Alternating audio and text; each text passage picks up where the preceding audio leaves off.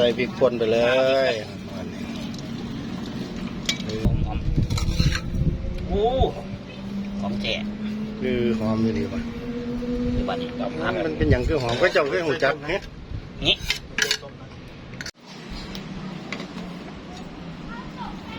ครับพอความฟังตรงมาจาก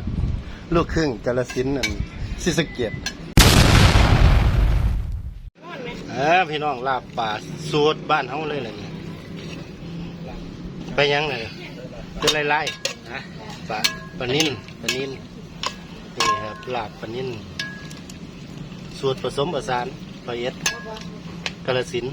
สุรินทร์ขอนแก่นมีเบิดอยู่นี่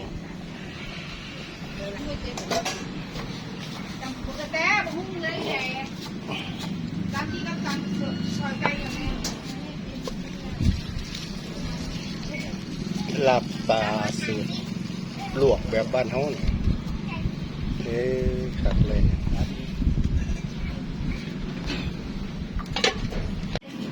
ใส่พริกป่นไปเลยไอ้กระแดงนี่ขึ้นเริ่มกินมาอยู่กินยาถ่านปะไม่เคยกินเขา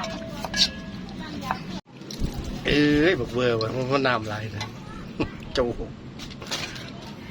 สองเพียงกับพ่อแล้วมั้งนี่ดีสม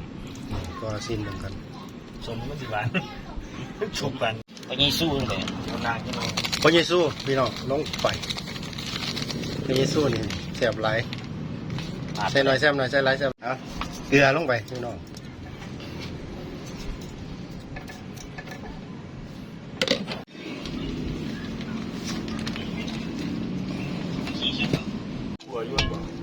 เย็บปุ๋ยขัวอยู่มั้งยะครับขัวเขาขัวหอมโอ้หอมแจ่คือหอมอยู่ดีป่ะคือบ้านนี้มันเป็นอย่างคือหอมก็เจ้าคือหูจักเนี่ยนี่บ่ทันแล้วนั่นก็ยิบขึ้นนี่เด็ดใส่ผักกระแยงก็พอแล้วข้าวบาทแกนอันตัน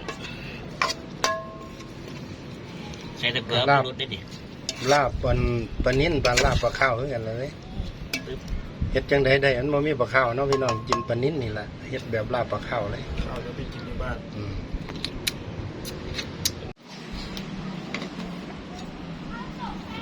ครับพอความฟังตรงมาจากลูกครึ่งกาฬสินธุ์